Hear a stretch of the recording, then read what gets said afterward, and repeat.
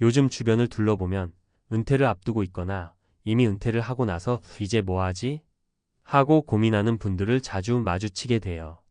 젊을 때는 나는 열심히 일만 하면 된다 라고 생각하며 나중에 어떻게든 되겠지 하며 준비 없이 달려왔지만 막상 퇴직이라는 현실 앞에서 남 얘기가 아니라 내 얘기가 되면 마음이 복잡해지는 거죠. 많은 분들이 조금 더 일찍 준비했더라면 어땠을까 하고 아쉬워하면서도 당장 눈앞에 놓인 미래를 어떻게 맞이해야 할지 몰라 막막해 하시는 것 같아요. 사실 은퇴라는 건 단순히 일을 그만두는 것 이상으로 내 삶의 중심축이 바뀌는 대단한 사건이잖아요. 월급이 끊긴다는 경제적 측면도 있지만 내 사회적 위치와 정체성, 그리고 하루하루를 살아가는 루틴까지 모두 크게 변동이 생기니까요. 게다가 50대 가장이라면 자녀들 학비나 결혼 자금, 혹은 부모님을 돌봐야 하는 문제까지 맞물려서 어깨가 더 무거워지죠. 그래서 오늘은 50대 가장의 노후 생존기 은퇴 후 뒤늦게 시작한 하루의 분투라는 주제로 은퇴 이후 어떤 일들이 벌어지고 또 어떤 준비와 태도가 필요하며 실제로 이를 겪고 있는 사람들의 사례를 통해 함께 이야기를 나눠보려고 해요. 1. 은퇴 이후 시작은 생각보다 더 막막하다. 은퇴를 하면 사실 처음에는 마음이 좀 홀가분해지기도 해요. 아침 출근 시간 맞추느라 허둥지둥할 필요도 없고 사회생활에서 받던 스트레스나 압박감도 어느 정도 사라지니까요. 하지만 그런 해방감은 잠깐이고 곧바로 이제 내 월급은 없구나. 앞으로 어떻게 살아야 하지? 하는 불안감이 밀려옵니다. 결국 이 상태로 가다간 안 되겠다. 무언가라도 해야겠다 싶어 서둘러 뭔가를 찾게 되는데 문제는 마땅한 일이 쉽게 보이지 않는다는 거예요. 그렇다고 백수처럼 지내기도 쉽지 않습니다. 사회생활을 오래 하신 분이라면 이제 내 역할이 없다는 상실감과 자책감도 느낄 수 있죠. 뭔가 해보고 싶어도 내가 지금까지 쌓아온 경력과 기술이 다시 적용될 수 있는지 의문이 들고 여기에 체력까지 예전 같지 않다 보니 자존감이 조금씩 떨어지기도 해요. 그러면서 그래도 먹고 살아야 하니까라고 뭘 하나 시작해볼라 치면 새로운 분야는 당연히 어렵고 기존에 하던 일로는 일자리가 없어 고민합니다. 이럴 때 자꾸만 다른 사람들은 어떻게 하는 걸까? 하고 궁금해지는 거예요. 그래서 오늘은 은퇴 후에도 계속해서 새로운 길을 찾아 나선 분들의 3가지 사례를 소개해 보려고 합니다.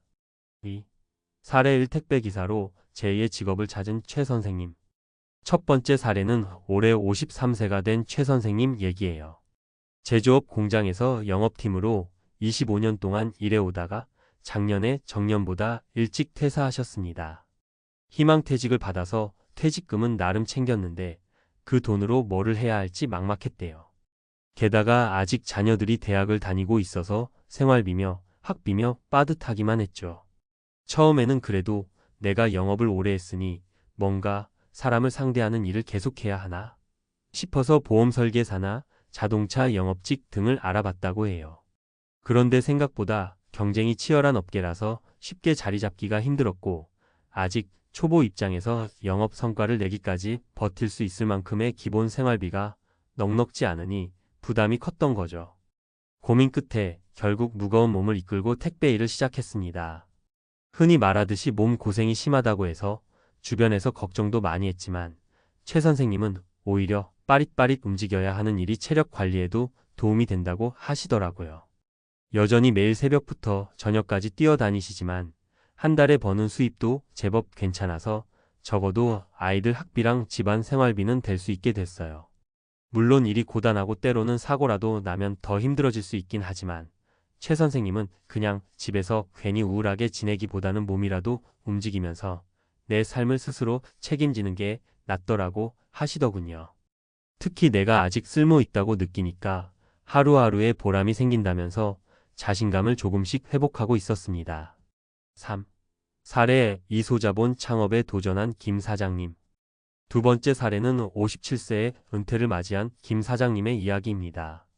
김 사장님은 건설 관련 현장에서 오랫동안 관리자 생활을 해오셨는데 몸쓰는 일이었고 야근도 잦아서 도중에 질려버리는 경우도 많았대요.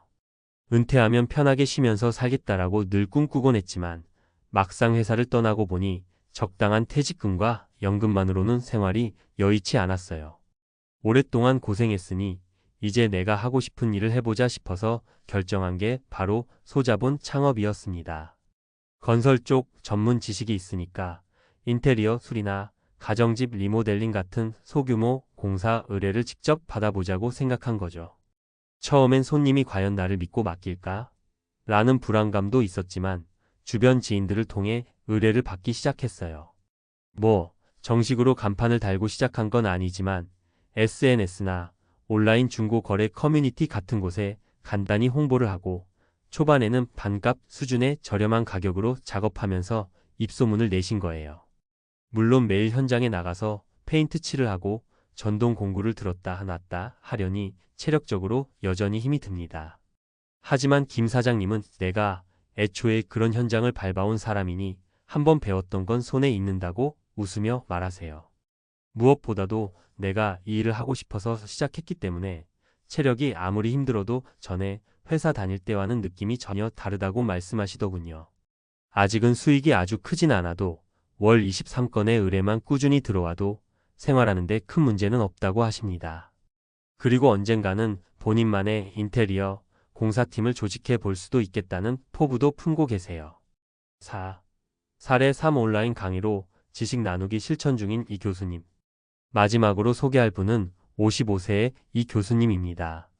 사실 이분은 진짜 교수는 아니고 퇴직 전까지 대기업 R&D 센터에서 교육 담당자로 근무했어요. 사내에서 직원들 대상으로 신제품 개발 방법, 신기술 트렌드, 프로젝트 관리 기법 등을 가르치는 일을 주로 해오셨죠.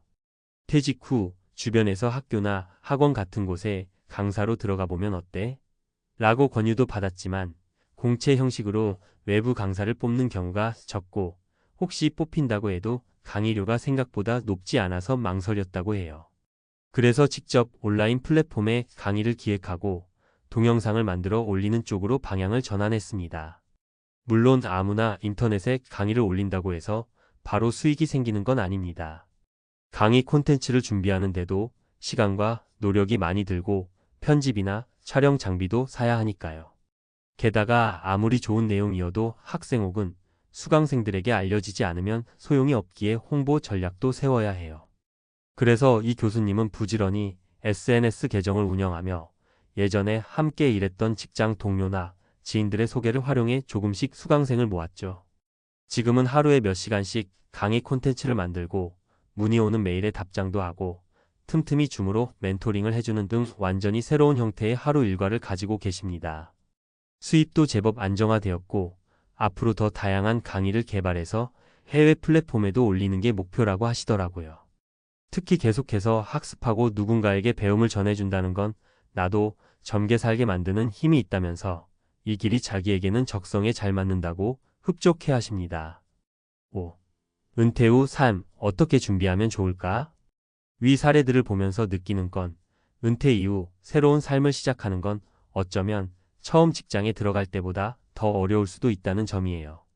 일단 체력도 예전 같지 않고 가정 형편이나 건강 같은 현실적인 제약도 커지니까요. 하지만 그럼에도 불구하고 은퇴가 더 이상 내게 남아있는 기회가 없다는 의미는 아니라는 걸 이분들의 모습을 통해 확인할 수 있습니다. 그렇다면 우리가 미리 준비할 수 있는 것들은 무엇이 있을까요? 경제적 기반 점검. 퇴직금이나 연금 혹은 축적된 저축이 어느 정도 있는지 파악해야 합니다. 그것만으로 은퇴 생활이 충분히 가능한지 아니면 부수입이 어느 정도 필요한지를 미리 계산해 보면 좋습니다. 계획 없이 창업에 뛰어들거나 무작정 재취업을 시도하다가 더 큰 손해를 볼 수도 있기 때문에 최소 6개월에서 1년치 생활비 정도는 확보해 두는 걸 추천합니다. 내 적성과 특기 탐색. 내가 오랫동안 해온 일에서 얻은 노하우가 무엇인지 그걸 어떻게 재활용하거나 변형해서 쓸 수 있는지 생각해 보세요. 또 평소 해보고 싶었지만 바빠서 못했다고 여겼던 일 중에 혹시 수익화가 가능한 게 있는지 곰곰이 따져보면 좋습니다. 사회적 네트워크 활용.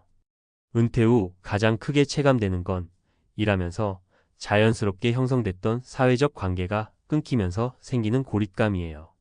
하지만 퇴사 전후로 동료, 지인, 가족들과의 관계를 잘 유지해두면 혹시 도움이 필요할 때 그 네트워크가 큰 힘을 발휘할 수 있습니다. 각종 협회나 동호회 등에 가입해 새로운 사람들을 만나보는 것도 의외의 기회를 만들어줄 수 있어요.